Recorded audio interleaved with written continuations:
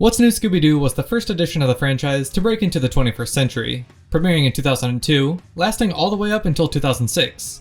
Whereas many of the series before it tried a new spin on the mystery-solving teens, What's New instead brings us back to basics, grounding the cases with more realism, while introducing the gang to the new post-Y2K technology era.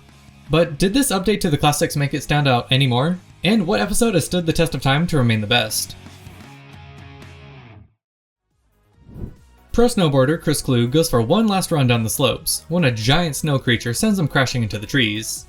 Hey dude, you okay? Don't care. Shut the fuck up, my shit is on! What's your Scooby-Doo? We're coming after you! Hell yeah. This is the best Scooby-Doo intro song and it's not even close. Hey, remember when I said the gang gets new tech upgrades? Also, do you remember when your stupid Garmin GPS would hit you with the infinite recalculating? Yeah, that's them right now. They've also got the mini TV when you get bored of driving and have to catch up on your Family Guy funny moments. The gang arrive at the resort just in time to overhear Chris Klug's fate, and go to meet him to get some intel on what happened and prepare for the investigation. That night, they search around a bit before encountering the monster, and Fred bravely takes the heat off Velma, only to immediately fall down the mountain and break his leg. Now with Fred incapacitated, it's up to the rest of the gang to solve this one. Bold choice in the very first episode, but we'll see how it plays out. Avalanche Anderson becomes the third victim of the monster, and now he's out of the competition as well. So if Fred can't be the resident snowboarder here, looks like Shaggy will have to be the bait. Hey, not bad. Ooh, that's bad. Luckily, Scooby saves his boy before anything bad happens, which is good because the gang are dropping like flies. And it's a good thing that we're in Daphne's girl boss era, because she's got this one to herself. Fred keeps an eye out for her, but she can't get out in time to avoid the snow creature. So she has to plug in a Glock to shoot them. Oh, sorry, this must be after Spielberg edited it. We've got a lot of suspects and not much time left, so let's get this snow on the road. Show on the snow. Snow. The bait lead the monster to the trap, but Velma sneezing actually wins it this time. Not that it's any better for the boys, as they get chased all around the mountain. But there's no one inside of here. This is an ice-cold robot. Whoever is controlling this is up there. Hey Velma? Kill that guy. Nice. Avalanche Anderson gets brought back to the resort, and the gang explain how he used this Oculus Quest thing to control the monster. So the competition's back on, and Shaggy makes the only completed run, so he wins by default. It's an interesting episode. I definitely wish they didn't immediately sideline Fred and Velma, but they still kinda did their thing in the end. Some quote-unquote archaeologists stop at this ancient ruin to load up on some giant bones for quote-unquote research, when a local man warns them not to take them, for fear of the curse of the dinosaur spirit. The gang are on their way to Costa Rica for a new exhibit, where we finally get to meet the questionable archaeologist himself, Melbourne O'Reilly. Hey Scooby, don't touch that. Heather gives the gang a tour of the museum before the big presentation, which would have been cool, but it's in 3D, so you know it kinda sucks. You know what, if 3D was actually like this, I could maybe get on board with it. The dinosaur breaks out and destroys the museum, so Melbourne takes the gang into the mines to try and find it. But of course Shaggy and Scooby get first dibs on the scares, being chased all through the tunnels. Also, this is a good time to bring up some more of the music in the series, as this chase song is performed by Chicos de Barrio, and you'll find a lot of these chase songs are performed by artists from the region. Now, they're technically a Mexican band, but it's still better than nothing. I think it's a really fun addition that they totally could have just glossed over, but it shows that at least a little bit of thought was put in. Also, if the dinosaur wasn't in this exact spot, Velma would have died by falling. Luckily, she just almost dies by dinosaur, which would have been the first such case in the last, 60 million years. Eventually, the gang catch their Uber and ride to safety. Kinda. That night, they do a little internet research, and find that Luis Cepeda is an international criminal with a history of selling relics on the black market. So, I'd say he's probably the one behind it. But just to be sure, Shaggy and Scooby lead the creature into the museum. But instead of continuing the attack, the dinosaur just runs off, giving Velma everything she needs for her presentation. She outs Heather and Luis as the ones behind the illegal gold mining operation here, and both are taken away by local authorities. I like this one a lot more than the opener. Each member of the gang gets their fair share of screen time, especially Velma. An alien egg suddenly starts growing exponentially in this lab, which, according to my professional opinion, is not good. Oh no, who let Fred drive the spaceship? Just as the shuttle simulator comes to a crash landing, the captain brings out the gang for Velma's ceremony. Velma got her project selected as the winner, so she gets to meet her hero, Janet Lawrence. Oh my goodness, who's this little guy? I want to eat it. It looks like it has the texture of like a Turkish delight. Of course, the base gets locked down due to the alien, so the launch is going to be delayed a little bit. For some reason, the gang just have free reign of this entire place to investigate, leading to some clues for each of the gang. Just before Shaggy can finish this dehydrated sandwich, the alien attacks and puts the captain out of commission with the Skittles disease. Elliot's up late snooping around for some clues, and in exchange for not getting an atomic wedgie, decides to show the gang what he found. Our alien seems to have hit a bit of a growth spurt, so now Victor Wembanyama's chasing him down. Daphne manages to escape when the perk 30s that the alien took start to set in, leading to Fred explaining his overly complicated plan, which actually goes right. Okay, Scooby also has to take one for the team, but that's fine. They open the centrifugal force machine to find Janet Lawrence inside, who does make a break for it, but gets tripped up last second by the janitor, who's really an FBI agent. Hey Shag, don't eat that. A tour group gets stuck in the cemetery and catch the latest installment between the racists and the good guys. No, it's not Congress. We're in good old New Orleans for Mardi Gras, and the gang come face to face with the ghost as well. They hop in the tour bus and get the rundown from Crawdad Mike before getting dropped off at the hotel. So, of course, they head back to the cemetery later on, with Daphne suffering a casualty. Her shoe got some gunk on it. Good thing she's always got a backup. We love a prepared queen. They go back and ask Crawdad Mike what was on it, and oh, he freaky with it. While out at dinner, the gang catch Lorelei walking into a local voodoo shop for some groceries, and also see Taylor carrying a Confederate uniform in the cemetery. The soldiers chase the gang around the water park, which goes a little bit better than when the South Park boys went, and given the ghost's previous job, may be equally as racist. The gang get into a bit of an argument. Hey, where'd Daphne go? While Fred and Velma try and track her down, they instead turn to grave robbing to set up the final trap, while it's Shaggy and Scooby who actually find her. Alright, cool, let's untie her and... aw, rats. Shaggy uses his talons to break Daphne's constraints, while Daphne uses an eyelash curler to pick the lock. Hell yeah, my goats. The brothers fall into the giant pit and get wrangled up. Being unmasked is Crawdad Mike and the driver that kinda looks like Principal Skinner. Everyone explains the plan in excruciating detail before they're taken off to jail. And now everyone gets to celebrate Mardi Gras. Don't ask how I got all these beads. Shaggy and Scooby walk home from the movies when they get picked up by the gang in the mystery machine. Hey, where'd they go? Oh, there they are. As they're driving home, something takes control of the van and nearly sends them careening over a cliff. But luckily the mystery machine parachute saves the day. They take it into the shop the next morning, where the mechanic offers to take it off their hands for a cool 5K. Yeah, I got 5K for him. It's called You Better Start Running. This van has 10 unregistered firearms. And also an oil leak. The gang follow the trail to this woman's house, who's the mother of a former popular sibling band, the Mystery Kids. And everyone loves when parents live vicariously through their kids, right? You know, like dance moms, right? I guess she used to own the mystery machine, which kinda takes some of the sauce away from it. I always figured that Fred made that up. After that weird interaction, they walk back into town and are quickly cornered by the possessed mystery machine, which rams full speed into the building, narrowly missing the gang. They catch a taxi to the school to meet the lost brother of the band, so he's kinda like that extra Jonas brother.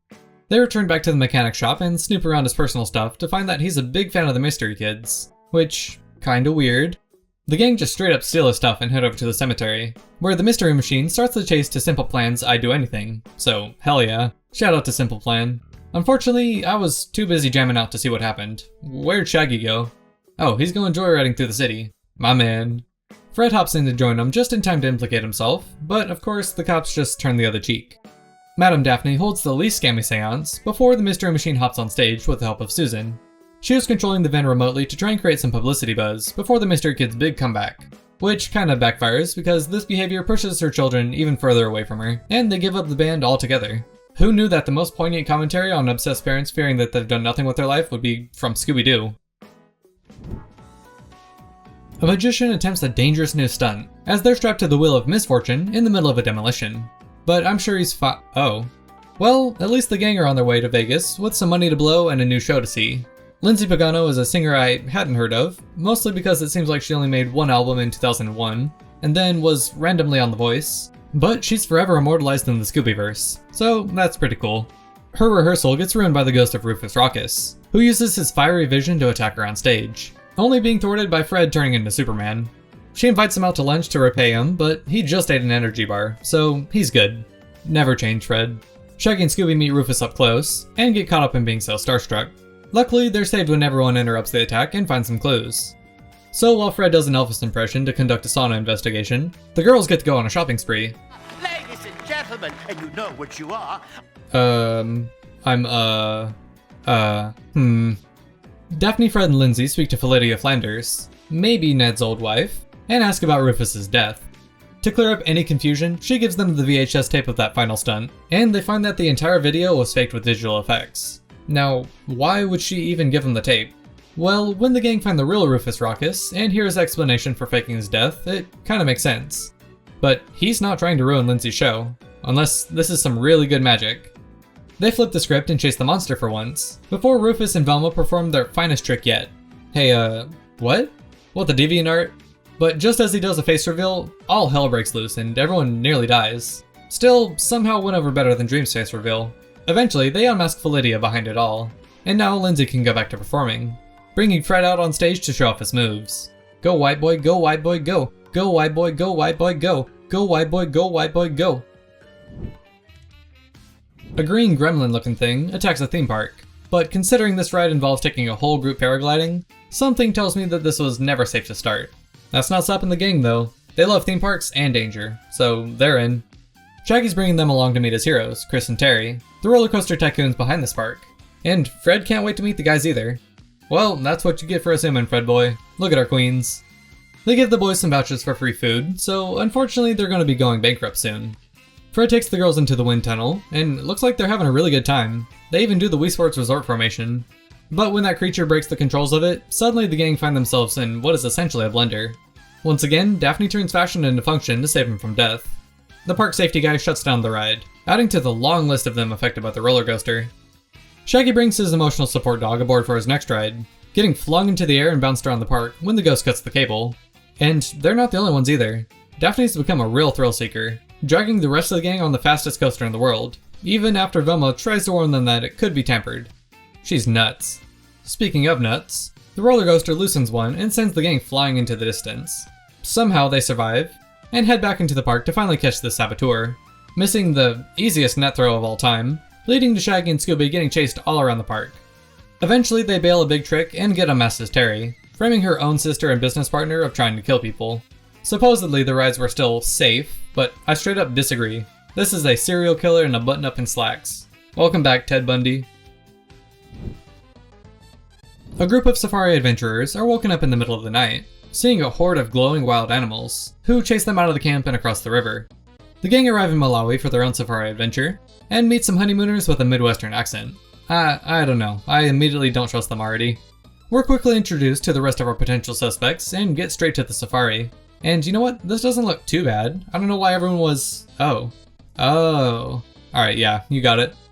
After crashing over the waterfall, they wake up alive and well on the other side of the river, where the uranium animals live. No worries. Shaggy and Scooby play some coconut ball versus the wild, no rads yet animals. But that night, everyone does get chased around by the demon animals, losing Scooby and Jocko somewhere in the jungle. The girls reveal to Mr. Mbuku that they know he's a police officer before we find the first of our missing animals, as a radioactive Jocko leads them over to the boat where Scooby is being kept, along with all of our other glowing animals too. Henry and Honey back away and run before they can get caught, but the angry animals surround them for Mbuku to arrest them. See, these scummy lovers are poachers, and hypnotized all these animals into scaring people away from the boat they used to transport them on.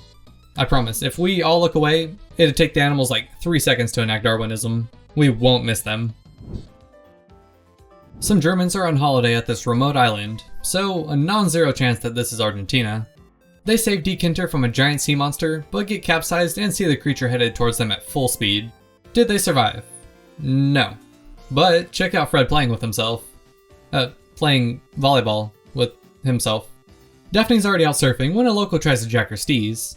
But we know Daphne isn't just here to sit around looking pretty. She means business. Also, sweet board, Daph. Sure would be a shame if a sea monster took a bite. Aw, that's too bad. A local guide named Sharky tells the gang of the legend of Modu Shandu, so of course they got a mystery to solve now. He gives them a helicopter tour of the islands before passing them off to Crunchy Granville on his boat tour. And the Big Blue Mama goes full speed ahead towards the rocks after the sea monster attacks, leaving the gang stranded on the open water with a giant serpent after them. Luckily, they are saved by Sharky when he flies by and drops a ladder for him, but for some unknown reason, Fred tries to play hero, and immediately gets knocked out. But before he's lost at sea forever, Scooby swims down and grabs him. That night, the gang snoop around Sharky's office and Crunchy's pad, before taking a boat out into the water from the Marine Institute. And how nice of them to loan it out. I sure hope it comes back in one piece. Well, again, Fred tries to prove how cool he is, and almost dies. but a shocking twist leaves them stranded once more. There's really only one thing to do now, as they all dive down to try and find something to solve this case. They take these weird, seahorse-looking sea-doos to a ship graveyard before Shaggy and Scooby fly up to the surface, and they're absolutely getting the bends. Daphne swoops in and shreds the largest wave of all time, and even Modushandu can't hang with her, as they wash up on the beach. They open up the mini-sub to find Crunchy inside, who was trying to preserve the sea turtle habitat, so honestly, a pretty good reason for all of this. Alright gang, y'all gotta go. The other timeshare family's here. And look, I can't stress this enough. Never buy into a timeshare. That shit is a scam. Little Tommy here brings his friends out to prove that he wasn't lying about a 20-foot tall snowman that he found in the woods, when it comes alive and chases them all off. You know, nothing gets you in the holiday spirit quite like it. A Scooby-Doo Christmas is one of 3 specials from the series, so let's see if this is actually special or if it's just another episode. It starts with a fairly typical Christmas caroling type song that doesn't really fit the punk rock aesthetic that we've been going for, as we see the gang driving through a blizzard to reach Daphne's uncle's cabin. But we all know Fred's a good drive. Oh, there he goes. The bridge across is out, so they head back to Winter Hollow right in time to find those children running from the giant snowman. With no other way out, they decide to stay at the local inn, whose business is booming as a result of the monster. Little Tommy gets attacked by the snowman, leading to the gang hopping on the case to save Christmas, even though the cops are right here. Yeah, surely that's fine. The snowman takes its first victims, causing the gang to retreat into the outhouse. After blowing that up, they return back to the inn just in time to meet Professor Higginson, this episode's resident lore dumper. They head up to Jeb's house to warn him, but it might be a little bit late for that, seeing as the monster breaks in and starts destroying the place. No need to lose your head though, let's hit a Christmassy chase sequence. Even in sub-zero weather, the effects of global warming are evident, as Shag and Scoob fall right through the ice and nearly die right there. Fred decides that they've been through enough tonight, so while he and the girls go out to investigate, they hang back by the fire to warm up. I mean, surely nothing bad will happen to them. Oh, what? The monster shows up and torments them? Who would have thought? Luckily, they lead the monster right into Fred's trap, melting the icy beast's heart to reveal Professor Higginson. He says he found out about the gold stolen from his ancestor, and with a rough idea of where it was, dressed up as the monster to try and find it. They find that all of these houses were built with the gold bricks, and little Tommy decides that no one should have to go to jail. And so, the monster's pockets grew 3 times that day. An action figure gained sentience one night, adding another to one of the most underrated horror subgenres. The gang joined Velma in shopping for her little cousin, where they find the staff pulling the cursed toys from the shelves. So the gang go talk to the security guard, who might be a descendant from Don Knotts in the new Scooby-Doo movies. Though he runs this place like the military, once he tells the gang to leave for the night, they just simply say, "No, I don't think I will." So... While Shag and Scoob deal with some demonic Barbies, the gang meets someone camping out to be the first in line for the new Annabelle action figures. And Daphne's kinda rude to him, honestly. You're camping out in the mall so you can be first in line for a doll? Which, as someone who owns a life-size Conjuring Annabelle doll, I kinda take issue with. The dolls chase them into the elevator and then cut the cables, but still somehow less evil than the real Annabelle. After Scooby saves them, the gang decide to split up. This time, changing up the teams a bit, with Fred and Shaggy enjoying some quality, awkward small talk. So, did you see the game last night? I'm not really into sports. So, are they just not friends? They do end up finding Sandy Gordon tied up in one of the stock rooms, just in time for her to miss the big chase scene. And her loss, this was one of the best ones in the series. They realize the toys can't go in the water, so Daphne commits the toy genocide of 2003. I don't know who she's fooling, she was absolutely a Bratz girl. After finding a big drill, they eventually get a confession out of Harry, and the cops just take him away. Huh, that was easy. We didn't even need some overly elaborate trap.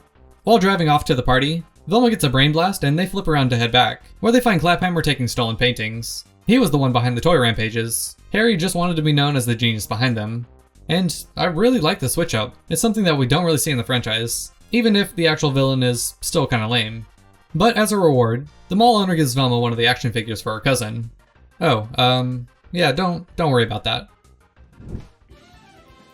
We're on the set of some James Bond ripoff movie when the stunt double gets attacked by this giant faceless phantom, who's voiced by number 4 from Kids Next Door. The gang get passes to the studio and immediately hit us with one of the best jokes in the series. Some group of ghoulish creeps. The girls go feral over the stars of the show, while Fred is more enamored with the director, Vincent Wong. And he's pretty upset that this spy movie is turning into a horror movie, which, I mean, I'm in. And so are the gang, as they get pulled into the project. Fred's head is too big to fit in the stuntman's helmet, so Shaggy's gonna get a bit of baked encouragement. And of course, Scooby gets roped in too. Ah, unlucky. Never thought I'd see Scooby-Doo jump the shark. Oh, just you wait till the direct-to-video crossover movies, Velma. Right before they become shark bait, the Phantom swoops in and saves them, and then everyone rushes over to Chip's trailer to see him having a reaction to some tampered makeup. Someone replaced it with avocado, which he's very allergic to, so he just storms off. That's fine for Vincent though, he's got other guinea pigs to torment. Right, Fred? Right, Velma? Before any more potential deaths, the gang enact the final plan, giving us a big chase scene through every movie set, eventually uncovering Vincent Wong underneath. He wanted to get his film cancelled because it was just really bad. You know, credit to him at least. Most directors would just kind of phone it in for a paycheck. Looking at you, Vebol. They've really been on fire with this world tour. Now visiting... oh. Poor choice of words, perhaps. The gang are taking a very touristy trip through Italy, but no real Italian adventure would be complete without taking a ride on the garbage barge. The garbage? Now in Pompeii, they get a tour of all of the ruins there. And of course that night they return back to have a look, and manage to out-carrying the guard with the signs posted. And in trying to avoid the gladiator, they run into the Colosseum. You know, the place where gladiators made their living? The Emperor sets up the duel, which has significantly less baseball than the last one. Luckily, Daphne swings by for a pickup, and leads the chase all the way down to the docks, where the gang promptly steal a boat to escape. Pretty normal day with the mystery gang, really. But of course they ride back over to Pompeii when Mount Vesuvius is about to blow, which is a bold strategy for sure. The gladiator chases them over the side of the mountain, leading to them being saved by the garbage, my beloved. As if they haven't spent enough, they rent a sports car, and Fred definitely can't drive stick, but Daphne sure can. Hell yeah, you go queen.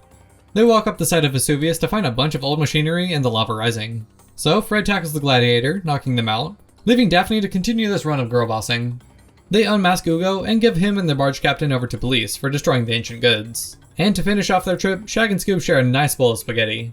And a kiss, I guess. A baseball player's taking some batting practice when he's interrupted by someone with a Mario Fireball power-up from Super Sluggers. And Fred's super seized to meet Luis Santiago, the biggest home run hitter in the league, while Scooby's more excited to meet the mascot. Now, usually we wait till the end for an unmasking, but I'll take it. During the game, that long-haired ghost returns to cause a delay, and if rain delays are a few hours, what would exploding stadium lights and fireballs get?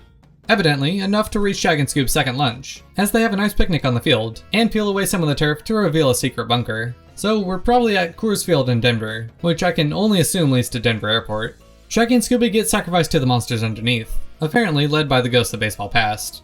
They get locked in the sauna, only being saved by Fred turning cool for about 3 seconds, and not a moment too soon, as they lose size like spinach when it's cooked. Everyone heads up to the broadcast booth for the 7th inning stretch, which also happens to be our big chase for the episode, leading to the ghost nearly benching the gang. Everyone jumps across the roof gap to the other side, except for Scooby, who doesn't fully send it, leaving Fred no choice but to save him. Fred's just really cool in this episode, I don't know what happened.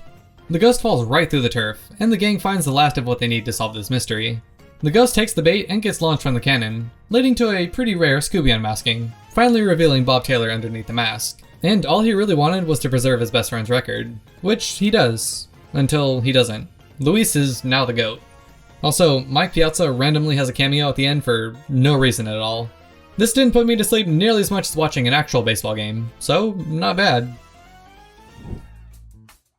We're headed straight into the second season, taking the mystery over to Japan, as the businessman is being haunted by his ancestors and traditionalism, which would usually suck, but it is Godzilla, so I'm actually on his side. Velma's here to unveil her newest invention, which earns her 5 tickets to Japan.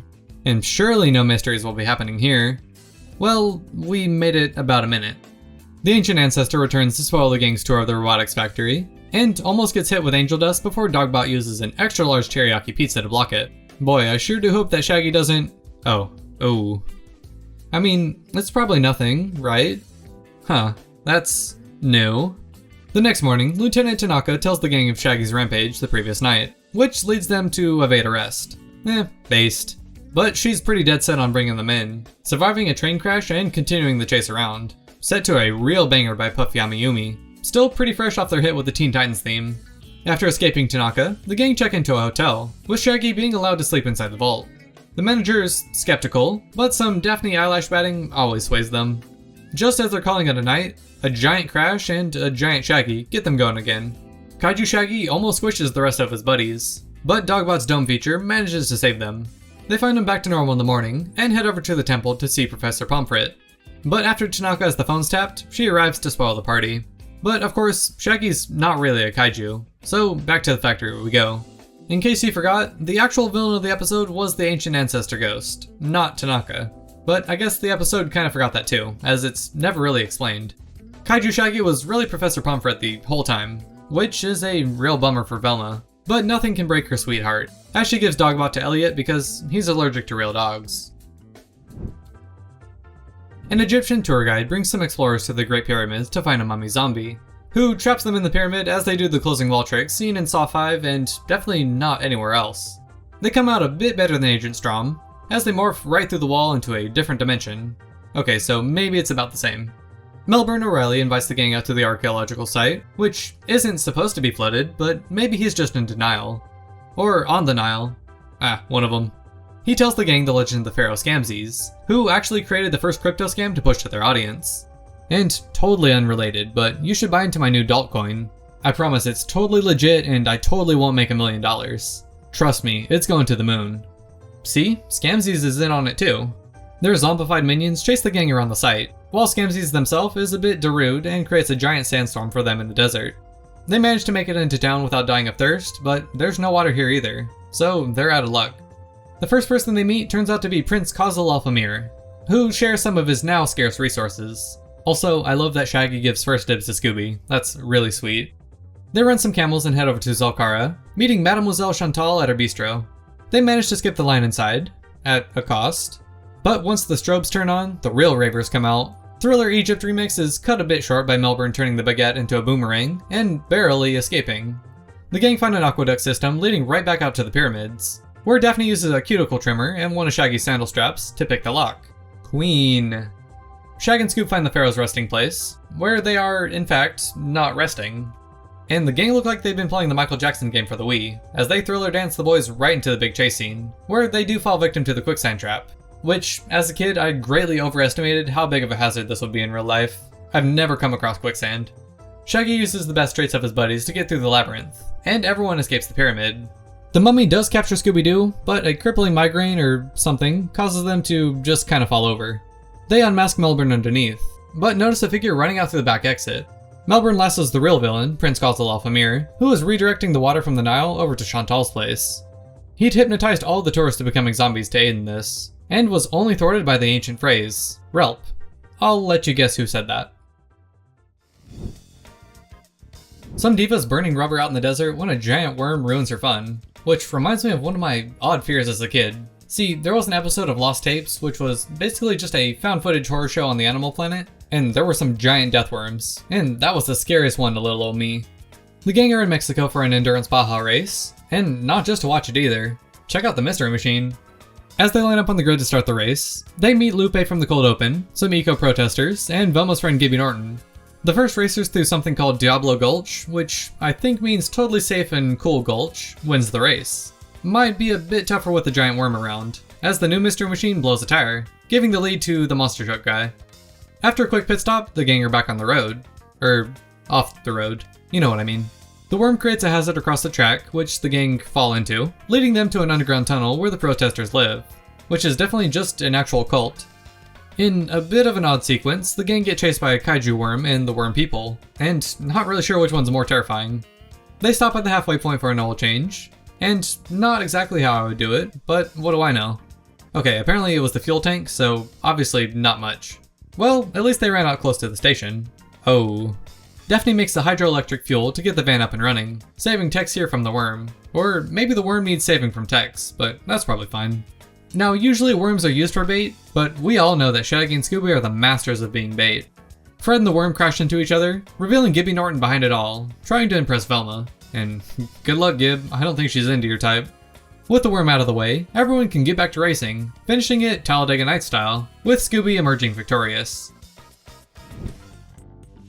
Some people are taking a tour of a high-tech smart house, which sounds like the most average dystopian episode of Black Mirror. And when the house goes haywire and tries to drown someone, yeah, we're right on track. The boys mess around with some futuristic vehicles, while the girls have a futuristic makeover. Dr. Ostwald brings the gang inside to show off the house, and Shaggy and Scooby immediately hit the kitchen to whip up something to eat, but the microwave seems to work inverted, instead cooking them out. Somewhere along the line they lose track of Daphne. Oh, she's just trapped in the death tube, that's good. Wait, the what? Everywhere they turn there's more traps, with Shaggy and Scooby arguably getting the worst of it. Where have I seen this before? Eventually they do free Daphne and the other kidnapped person just in time for the big chase, and capture the demon robot to reveal it's just a robot. Hey Fred, I could've told you that. The real culprit is the house itself, which Velma promptly gives the silent treatment, which shorts the system. And this one's interesting because it predicted the rise of the smart home. Like, why would I need to tweet from my toaster? No intro needed, it's the Hex Girls, triple S+. Plus, what's more punk rock than getting attacked by an actual vampire in a Transylvanian castle? The gang arrive in Romania to try and become extras for their video, but they might be in for a bit extra than they bargained for. Freddy's ready to get this one over with, so he sets up the trap right away, this time with Velma as the bait, leading the fiend right into Fred's trap. And removing the makeup reveals some guy. I mean, we're 5 minutes in, what do you expect? Timu Vincent Van Gogh fills us all in. This is Steve Fortescue, and his family used to own the castle. But with the only bridge to this place out, everyone's gotta stay the night here, throwing Steve in the dungeon for peace of mind. It may not be the Ritz, but it's basically a Motel 6. Daphne's awoken that night to a vampire in her room, and this is about a half decade before Twilight, so this isn't cute at all. Hey Shaggy, kill that guy. Alright, cool, thanks. But Steve's been down in the dungeon the whole time, supposedly. Maybe he turned into a bat and flew in. Fred finds the secret passage, where they find an old birth certificate for a Stu Fortescue. Look, I'm not one to dead name our buddies, so Steve it is. Steve's back to interrupt the Hex Girls video shoot, chasing everyone around the castle again. And just when they think they're safe, Fred ends up having a bad time. But he's still looking pretty fly. With Shaggy and Scooby on Fred watch, it's time for the girls to run this case. Daphne's set up to become the bride of Dracula here, and the only thing stopping the fanfic from becoming reality is Fred, knocking the vampire down, with Velma's garlic lay being the big thing to really stop him. Garlic really does work, I guess. They remove Steve's makeup again and bring out Steve from the dungeon. Wait, what?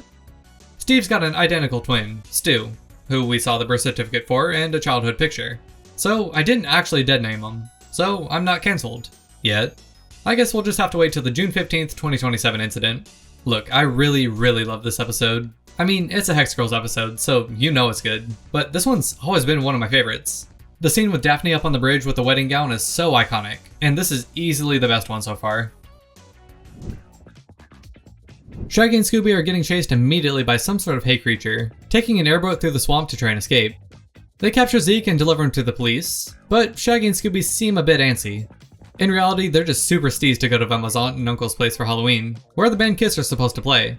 Of course, we already know Fred's the ultimate backseat driver, and kicks Shaggy to the back. Also, they brought back the laugh track out of nowhere. When they arrive at the farm, they're given the traditional farm hospitality, and we meet all of Velma's family. And Marcy's doing a really good job at getting under Daphne's skin, and getting with Fred. Everyone goes out to the cornfield to see the damage an arsonist caused, but from the looks of it, they're just getting into the holiday spirit. Agnes here might be a little too into it though. She's really starting to scare everyone.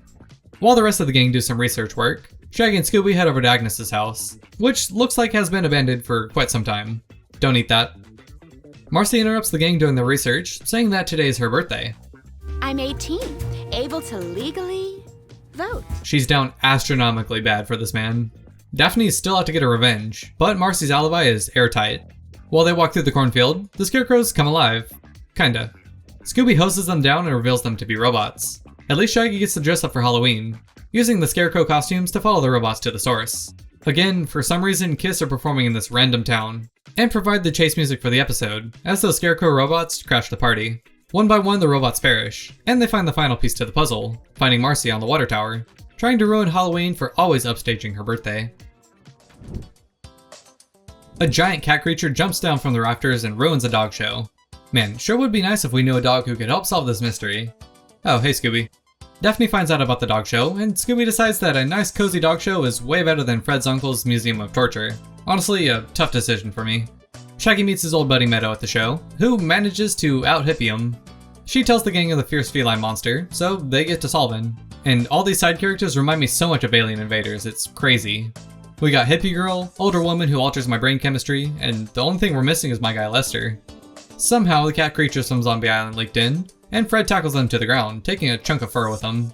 Meanwhile, Scooby tries to keep some special pups safe, but gets thrown aside and held back by Evil Scooby.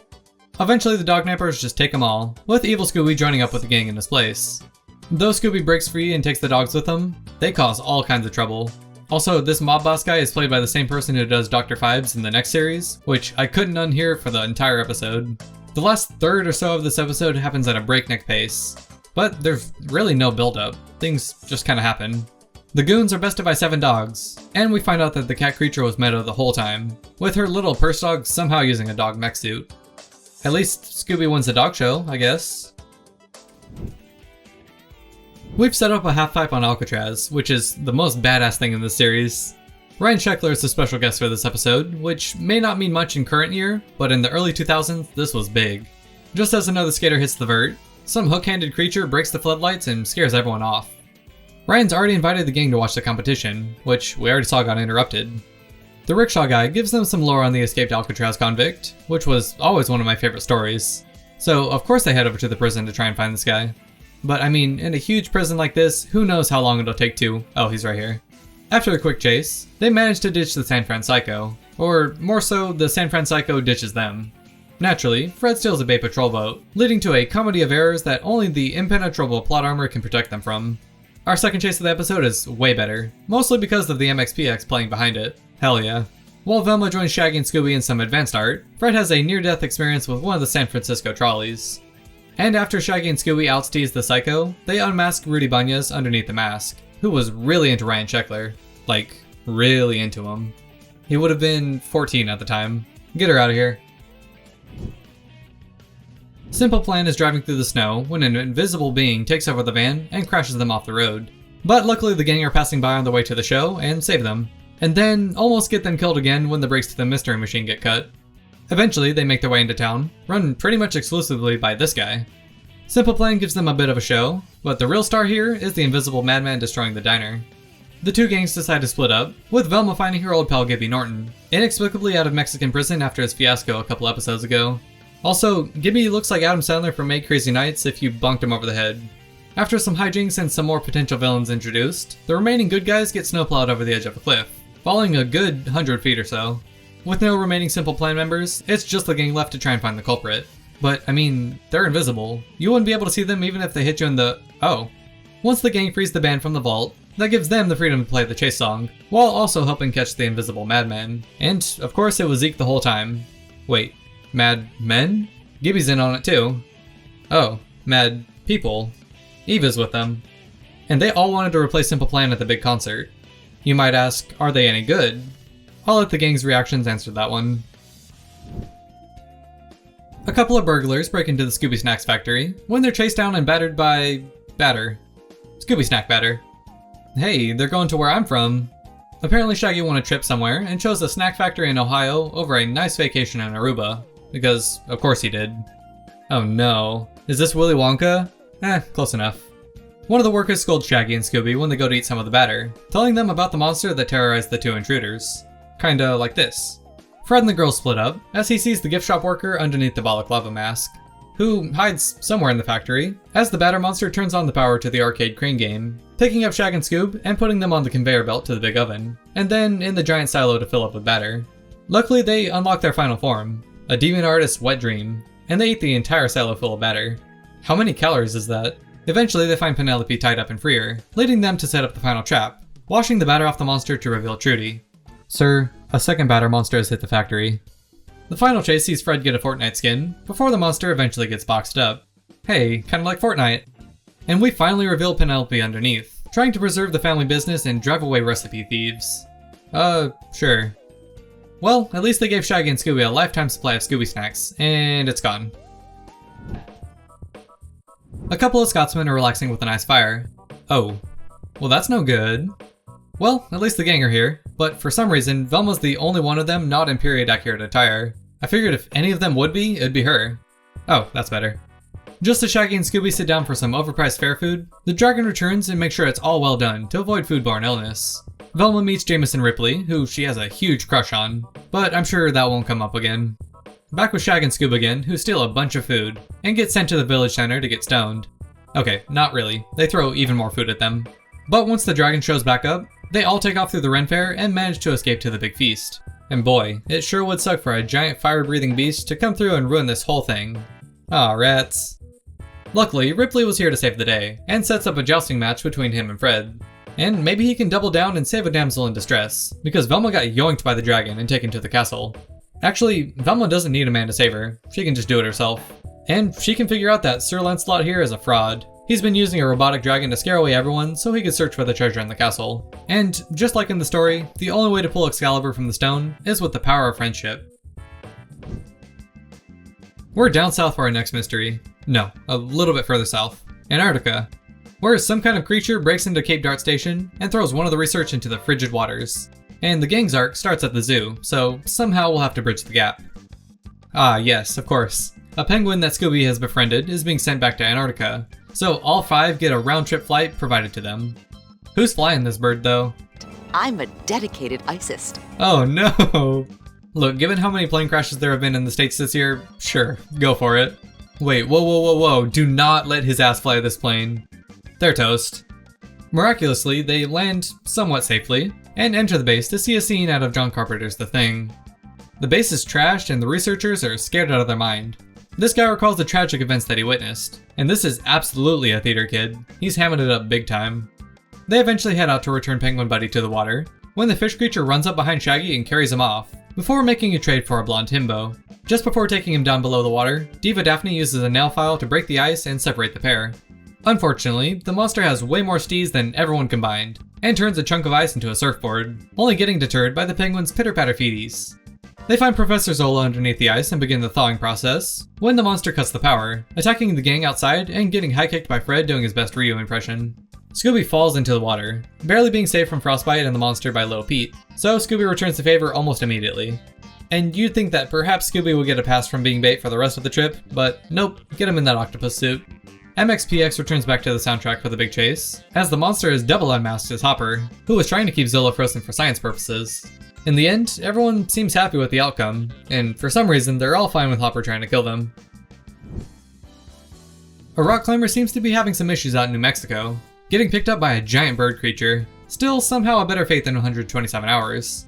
The gang are on the way to deliver Shaggy's sculpture to a show, when they pass by a reservation where Shaggy's friend Jimmy Proudwolf stays, so they make a little detour to go visit him. While Scooby and his buddy are playing with the sheep, the giant bird returns to attack, missing the real Scooby, but taking Shaggy's sculpture as a backup. Also, I don't know why Shaggy even brought it out with him. He could have just left it inside. That night, the shaman fills us in on the legend of the Wakumi, who does return Shaggy's sculpture to him later. Aw, how nice. You know what, nothing a little super glue can't fix. Jimmy and Shooby are a bit afraid of heights, so he hooks them up with someone who can help, so now Cody takes them up to the Anastasia ruins. Daphne finds a tank of air on a higher up ledge, dropping it down to the rest of the gang before the Wakumi picks her up like a mouse. And Cody can't take them up any higher, so Fred leads the expedition up. And what's the worst that could happen? Okay, I'm sure that was probably nothing. This does lead into probably my favorite chase scene in the series. The stakes here feel super high. You've got 2 tangible dangers in gravity and giant bird. Eventually, they do make it up to the top to see what the heck is going on here. What the heck is going on up here? That's what I'm saying. Whatever they're doing, they got the BFG 9000 for some reason. The secret organization has Daphne and the climber from the beginning locked up in a giant bird cage. But no time to free her, since the Wakumi's back. And if there's one thing about Fred, that boy loves hang gliding, somehow crafting this out of nowhere. They pick up Daphne and the climber, making a trade with the Wakumi for Scooby, who crashes into the ground below. Unmasking the bird reveals some military guy, who was disguised as the shaman.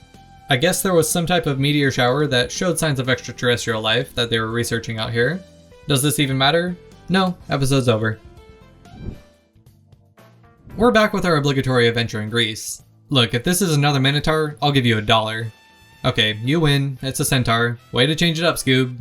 The gang are here on spring break, and come across the amulet that the thieves took, so now they're fully pulled into the mystery.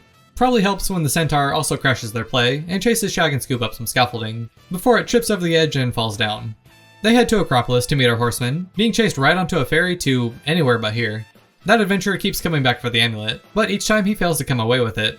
They arrive on Crete and follow Major Portsmouth around enough to find the centaur again, trapping it inside the Minotaur's maze. And as much as they want to leave and go get some hummus, of course Shaggy and Scooby have to go in after them, very quickly getting lost and cornered by both the Centaur and Lysander, only to find out that the amulet actually attracts the beast. And yeah, looks like it. They head over to an island to place the amulet in, which reveals the entrance to the city of Atlantis, which is really what the Centaur was after the whole time. Daphne, the ever-crafty queen, makes some costumes for the gang to scare the beast into the wall, revealing absolutely nothing. And talk about revealing absolutely nothing, the one under the Centaur costume was the random thief from before, which the gang never met. And Velma is upset, like super upset. It's okay, V, not like anyone's tracking your correct percentage or anything. Someone up in a lighthouse cuts the lights on this cargo ship, causing a Titanic 2.0 situation for the gang to come clean up. They're driving around Lake Michigan to go see Fred's uncle, and look at the size of this lad. That night, Shaggy and Scooby are woken up by the lighthouse alarm clock, and head over to see if they can turn it off. And like, what were they expecting? Oh, sorry guys, let me just turn this off so you can get some shut-eye. My bad. No, obviously the creepy keeper tells them to buzz off. So Fred's uncle explains the legend of them. Probably could have started with that, but hey, better late than never. While investigating, the gang come across Verona Dempsey, basically Dark Velma. She gives Daphne some long johns that she just happens to carry, because she just happens to own a shop in town. Yep, she's the villain, call it. They head up to the top of the lighthouse, and after you, Daph. Yoink. Daphne falls over the edge, but hey, luckily she had those handy long johns to save her. Shaggy and Scooby actually get the better end of the split up for once, as Fred and the girls get run over by a ghost ship, barely hanging on for dear life. The skeleton crew abandoned ship, leaving the gang aboard a ship headed straight for the shore, and their only hope is Shaggy and Scooby heading up to the lighthouse to guide them. Of course, they'll have to get past the creepy keeper. Hey, that was easy. Scooby eats one of the foghorns, creating the dog horn, helping Fred steer them to port. At the docks, Verona traps Krusty and reveals the skeleton crew were nothing more than robots, who created the ghost ship to find the dauntless treasure. That night, they celebrate the case closing with a dinner of champions. Cheese. Just straight up cheese. But Velma realizes something isn't quite right. She probably looked at the runtime and saw we still had 5 minutes left in the episode. So they set up a trap down at the lighthouse, leading to our chase scene that we missed out on, and Cowboy Freddy lassoing the keeper, almost sending them to the gallows. PG, family-friendly show here, so we just unmasked Verona underneath, who would control the lighthouse when only her imports were coming in. Velma gets the last laugh after all. Good for you, V. Some bandits hit the saloon for some cash, when the main guy gets his block knocked off immediately, and literally. Fred's uncle bought them some train tickets to get to this robot ranch, and Fred gets to flex his hog tying ability. Too bad these train robbers are just robots. Also, everyone's western outfits are so cute. I'm obsessed. They meet the only non-robot in this place, who warns them to never go beyond Black Rock, which seems pretty simple really. On a horse ride from hell, we meet the mega mustache boy from the beginning, John Lawman. They get taken back to the hotel to meet another patron, who's more of a historian, leaning more, actually, about everything. I don't know, maybe just have fun? Oh god, never mind, Gibby Norton's back.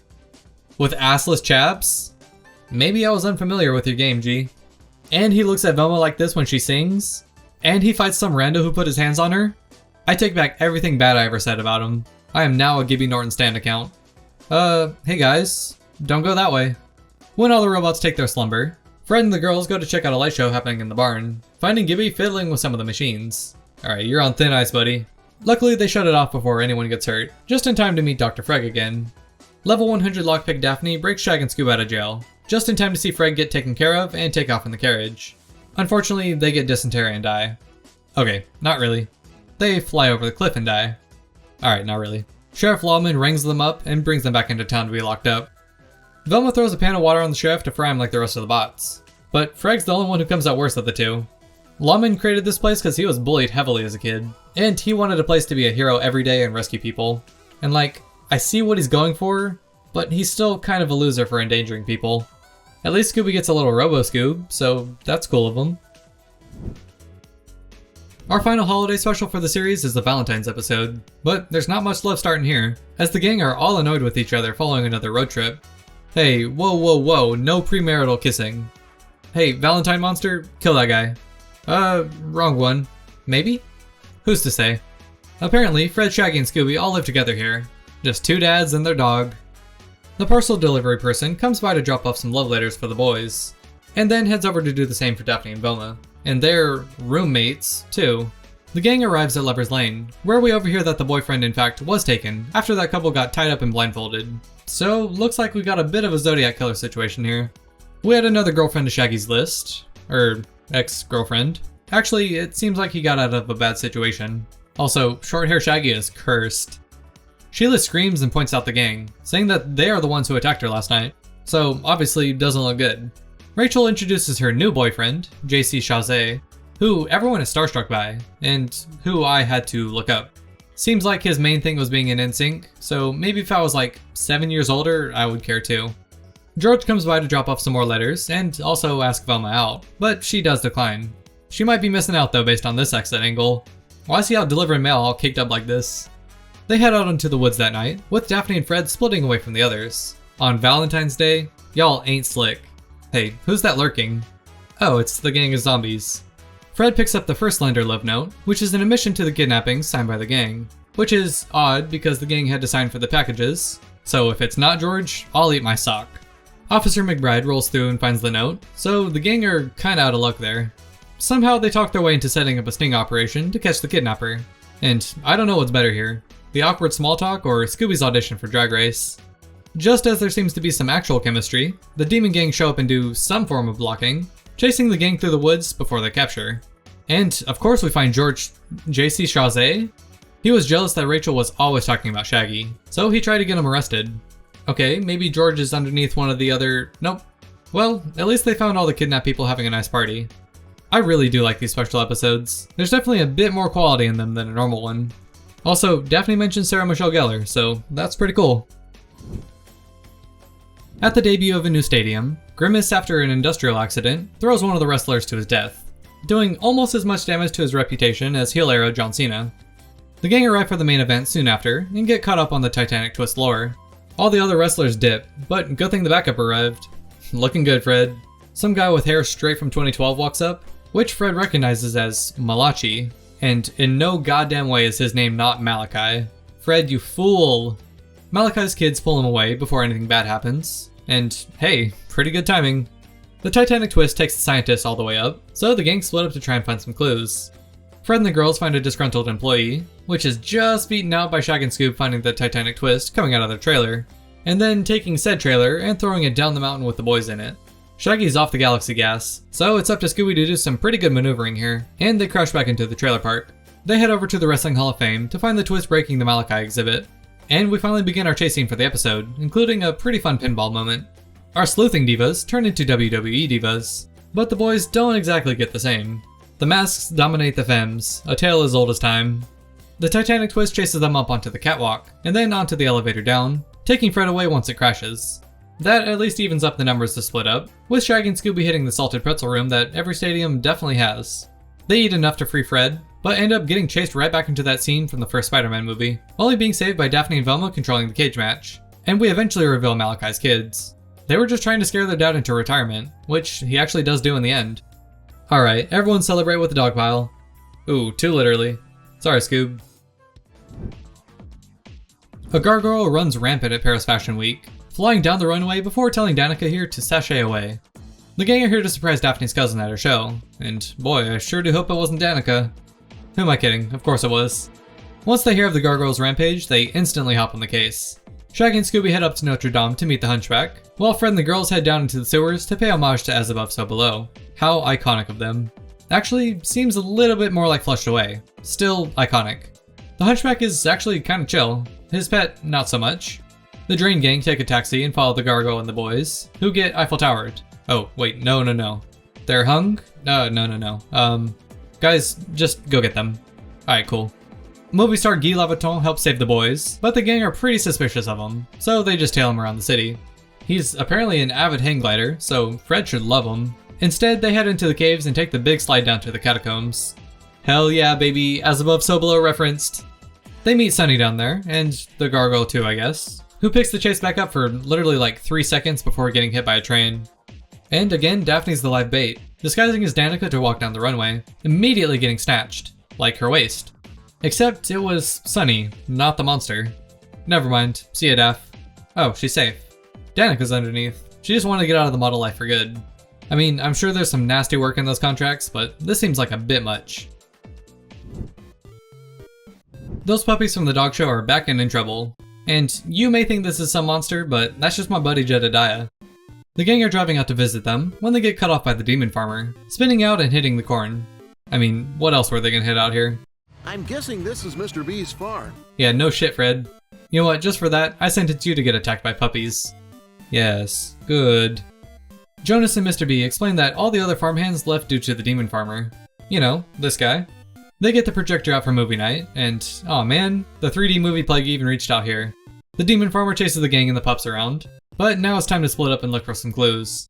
Farmer P tells them the legend of Farmer T, and you can tell he's serious because he did the flashlight under the face trick. But they got unlucky, because Shag and Scoob found the Pride popcorn. Mr. B, no need to be ashamed. We love you either way. Some lady's been trying to get the puppies taken away from the farm, so Scooby follows them down into the underground tunnel, meeting up with the demon farmer. So the gang head down to help him out, following those pesky pups over to a vault door, using the dog tags to enter a secret lab. And even in 2005, they had genetically modified foods being mass-produced. They reach the surface again and have Fred ram the mystery machine into a tractor, showing why tractors even need seatbelts.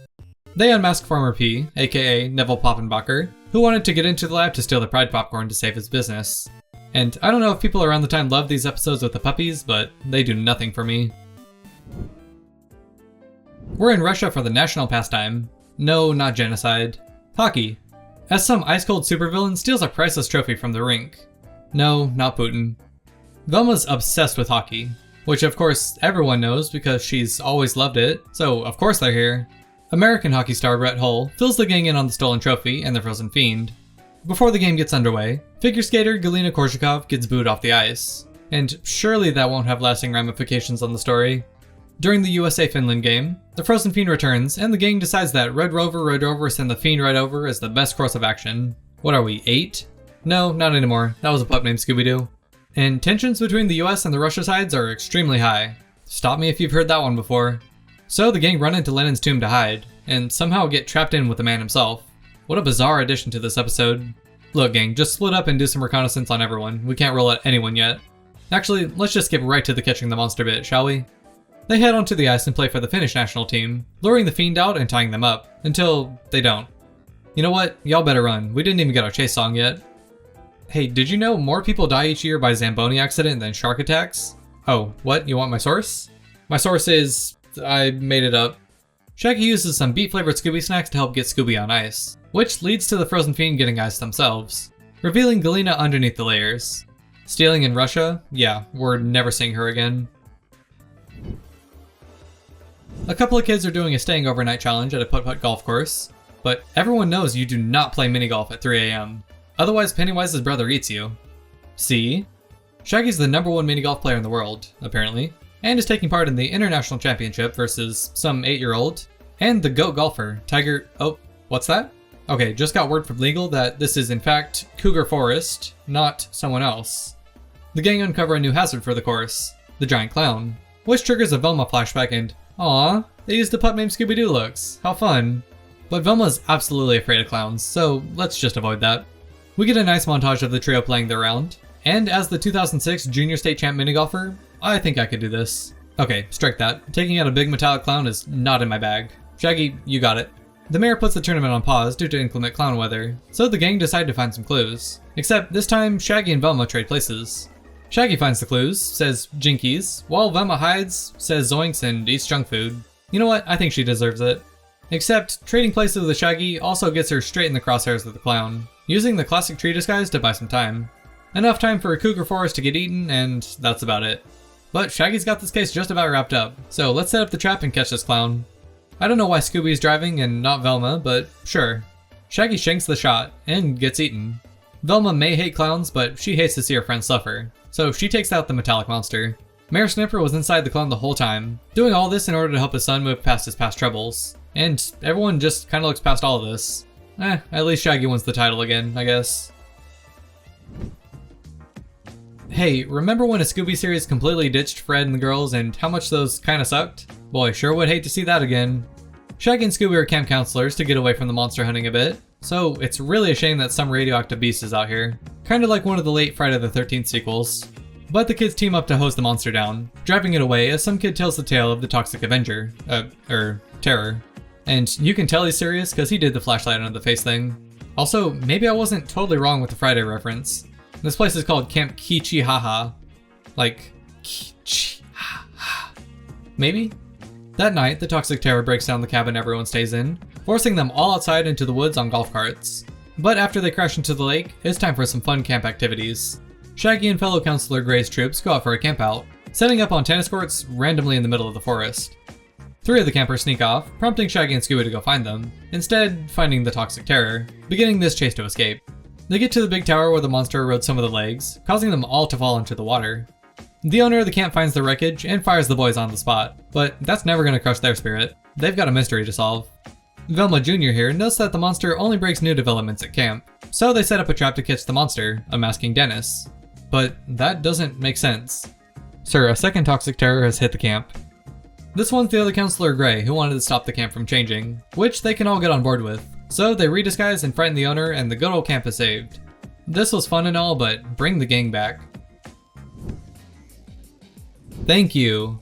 The gang are in Hong Kong and stop to get Shaggy's favorite toy, Duck Guy, fixed. You know, Duck Guy, the one he always carries with him. But once they see the ancient ring pop, that sadness quickly fades. And then that joy fades into fear once a giant dragon attacks them, taking off with the expensive ring. They hit the Ling Toy Company headquarters to meet the owner, who explains that that ring is, was, his prized possession. Well, at least you still have the factory. Oh, some acrobatic diva saves Shaggy and Scooby from falling to their death, and then hops out just as quick. They do find her back at the mall though. This is Mei Ling, Mr. Ling's daughter. Also, she just happens to have Duck Girl. Aw, how cute. The gang head down to Warehouse 12 to find some clues and Mr. Ling's ex-employee. While Shag and Scoob join him, he quickly leaves and lets them get kidnapped right before Fred and the girls find them, and the dragon too. They do eventually find them and untie them just in time to get chased again, and Mei Ling saves them again. A lot of rinse and repeat going on here. Okay, maybe not. Mei Ling gets yoinked and Scooby takes a piece of the dragon back with him.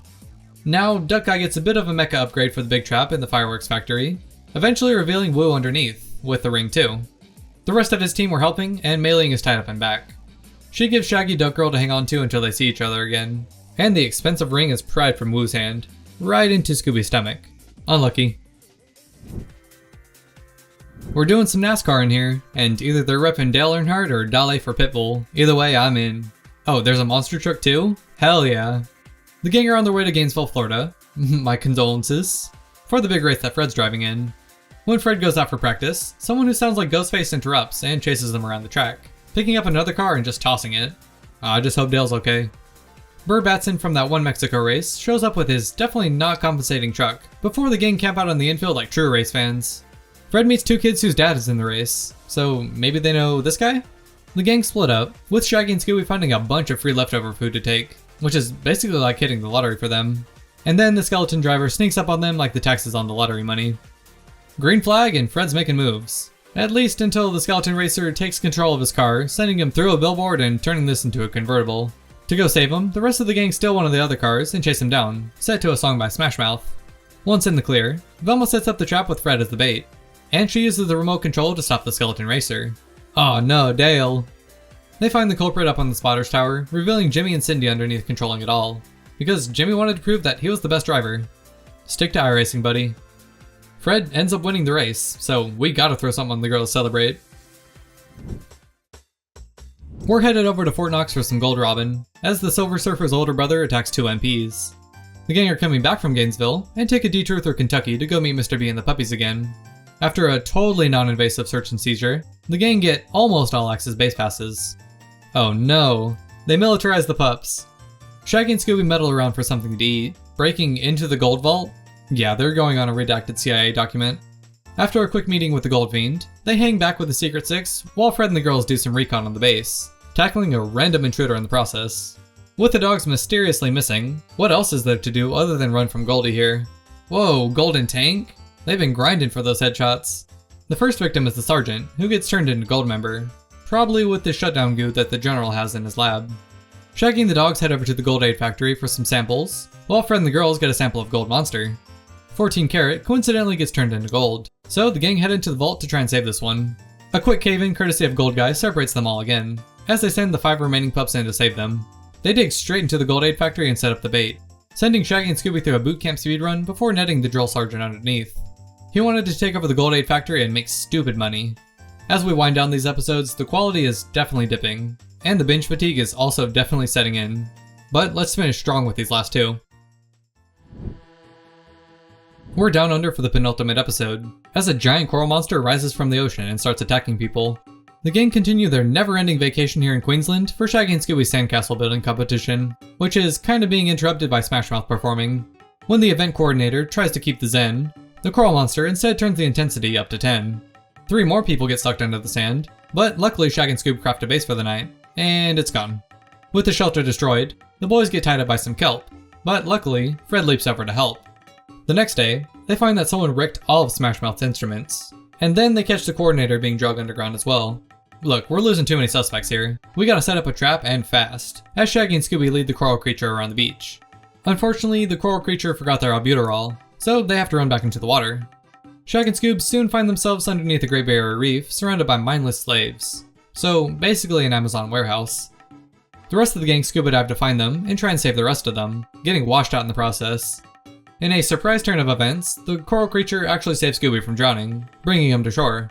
Velma takes off Ramayam's facial hair to reveal that's just some normal guy, who used hypnotized slave labor to create a passage from Australia to New Guinea. And the coral creature is just that. It never really was a monster, even though it was a bit scary. And to celebrate, Smash Mouth performed their concert, if you're into that kind of thing.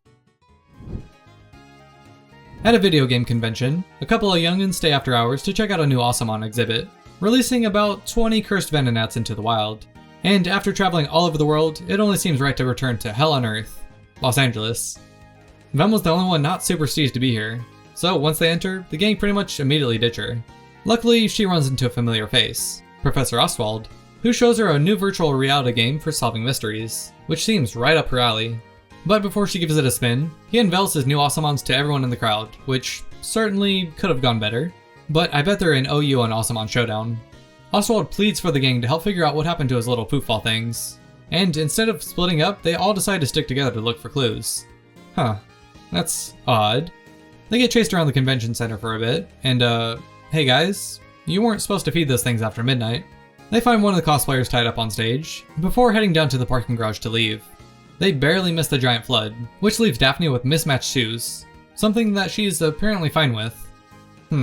That's odd. No time to question it. Fred, turn this van into Ocean Gate and... oh wait, actually, don't do that. Fred sacrifices himself to save the gang, so we're down to 4. So Shaggy and Scooby volunteer to become bait for once. That's odd. It almost works too, but the Awesomons bounce right out of the cage, leading to our final big chase of the series, resulting in the entire building falling down. Right before he gets obliterated, Shaggy gets bitten and says, "Toinks," which is Velma's final clue to solve this mystery. She was playing Professor Oswald's game the whole time, and the slight inconsistencies with her friends was the big tipping point. She knows them too well. They're her best friends after all. So, 2 decades on, and I'd say What's New Scooby-Doo definitely holds up. It's a great update to the classic Scooby-Doo show, following the same formula while feeling brand new at the same time. The soundtracks are amazing, the monster designs are generally pretty great, and there's some really underrated jokes, some that I only realized now as an adult. If you're looking for a heavy plot, you'll likely be disappointed, but you can jump into any of these episodes and not really miss a beat, which is great in and of itself. But which episode do I think is the best? Well, it's probably easier to start with my least favorite, which was... yeah, it's Camp Come On, I Wanna Scare Ya. And that one's gonna be followed by It's Mean, It's Green, It's the Mystery Machine, Simple Plan and the Invisible Madman, High Tech House of Horrors, Farmed and Dangerous, Goldpaw, E-Scream, There's No Creature Like Snow Creature, Toy Scary Boo, Uncle Scooby in Antarctica, It's All Greek to Scooby, Lights, Camera, Mayhem, Revo Ross Regis, Recipe for Disaster, A Scooby-Doo Christmas, Ready to Scare, Space Ape at the Cape, Go West Young Scoob, New Mexico Old Monster, She Sees Sea Monsters by the Seashore, Reef Grief, Fright House of a Lighthouse, Large Dragon at Large, Homeward Hound, Pompeii and Circumstance, WrestleManiacs, Diamonds Are a Ghoul's Best Friend, The Fast and the Wormiest, 3 Destruction, Safari So Goody, Gentlemen Start Your Monsters, Big Appetite in Little Tokyo, A Scooby-Doo Halloween, Block Long Hong Kong Terror, The Unnatural, A Terrifying Ground with a Menacing Metallic Clown, Mummy Scares Best, Roller Coaster Ride, The San Fran Psycho, Big Scare and the Big Easy, A Scooby-Doo Valentine, and, of course, The Vampire Strikes Back. Another one of Scooby's most iconic series down, and just a handful more to go, which I think everyone will enjoy. The next one is the series that Warner Brothers tried to hide, Shaggy and Scooby-Doo Get a Clue, which until pretty recently was lost media, but now it's back on streaming, so that's good. Thank you once again to my lovely patrons and members, and until next time, bye.